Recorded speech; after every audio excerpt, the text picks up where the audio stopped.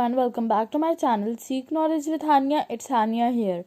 In today's video, we are going to continue the chapter of history tracing changes through the 1,000 years, and the topic which we are going to study today is new social and political groups. So now let's get started. The study of the 1,000 years between 700 and 1750 is a huge challenge to historians, largely because of the scale and variety of developments that occurred over the period. At different moments in this period, new technologies made their appearance, like the Persian wheel in irrigation, the spinning wheel in weaving, and firearms in combats. New foods and beverages arrived in the subcontinents: potatoes, corn, chilies, tea, and coffee. So it is difficult for the historians to study about the period between 700 and 1750 because it is a large period and many developments took place in this period. Many changes took place in this period at different moments. And Persian wheel was in irrigation is a way to give water to crops. It just came into work. Then spinning wheel in weaving was used. Firearms in combat, or you can say in wars, were used. New foods and beverages also arrived in the subcontinent, like potatoes, corn, chilies, tea, and coffee. These were all the things which were introduced to the subcontinent between 700 and 1750. Remember that all these innovations, new technologies, and crops came along with people who brought other ideas with them as well. As a result, this was a period of economic, political, social, and cultural changes. So, all these, changes which just arrived in the subcontinent, and all these technologies and also the food, it came with the people who just visited the subcontinent. Like traders used to come here. So it was them who brought new technologies, new ideas into the subcontinent, and they were used by the people already living here. And so that's why this, period is referred to as the period of economic, political, social, and cultural changes. In this period, economic, the changes related to economy or wealth came. Political changes came. Many monarchs were changed. Social and cultural changes also changed. This was also a period of great mobility. Groups of people traveled long distances in search of opportunity. The subcontinent held immense wealth and the possibilities for people to carve a fortune. One group of people who became important in this period were the Rajputs, a name derived from Rajputra, the son of a ruler. Between the 8th and the 14th centuries, the term was applied more generally to a group of warriors who claimed Kshatriya caste status. The term included not just rulers and chieftains, but also soldiers and commanders who served in the armies of different monarchs all over the subcontinent.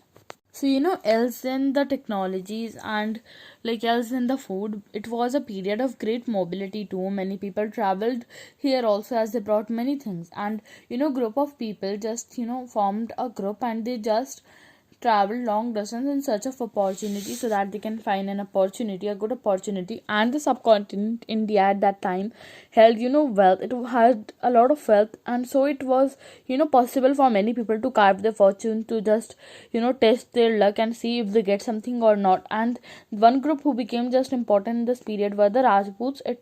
Rajput is a name which is derived from the Rajputra. Rajputra means the son of a ruler. And between the 8th and the 14th centuries, the term was, applied to more generally to a group of warriors,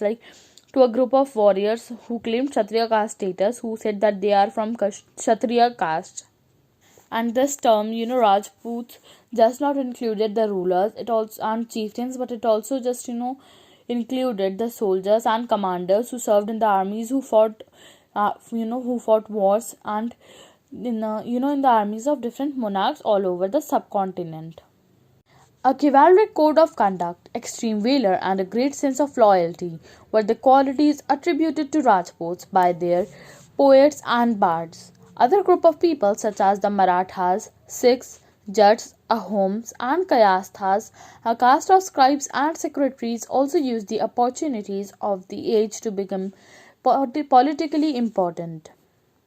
And the monarchs were given, or you can say the Rajputs were just a chivalric code, you can say they were given honor for their extreme valor, or you can say for their bravery or courage or their great sense of loyalty, being obedient, and these were the qualities which were attributed to the Rajputs by their poets and bards. Bards are also poets, and other people other than the groups other than the Rajputs which became politically important in this periods were Marathas, Sikhs, Jats, Ahoms, and Kayasthas. It is a caste of scribes and secretaries. Throughout this period, there was a gradual clearing of forests and the extension of agriculture, a change faster and more complete in some areas than in others. Changes in their habitat forced many forest dwellers to migrate. Others started tilling the land and became peasants. These new peasants group gradually began to be influenced by the regional markets, chieftains, priests, monasteries, and temples. They became part of a large complex societies and were required to pay taxes and offer goods and services to local lords. As a result, significant economic and social differences emerged amongst peasants. Some possessed more productive land, others also kept cattle, and some combined artisanal work with agricultural activity during the lean season. As society became more differentiated, people were grouped into jatis or subcastes and ranked on the basis of their backgrounds and their occupations. Ranks were not fixed permanently and varied according to the power, influence, and resources controlled by the members of the jati. The statues of some the status of some jatis could vary from area to area.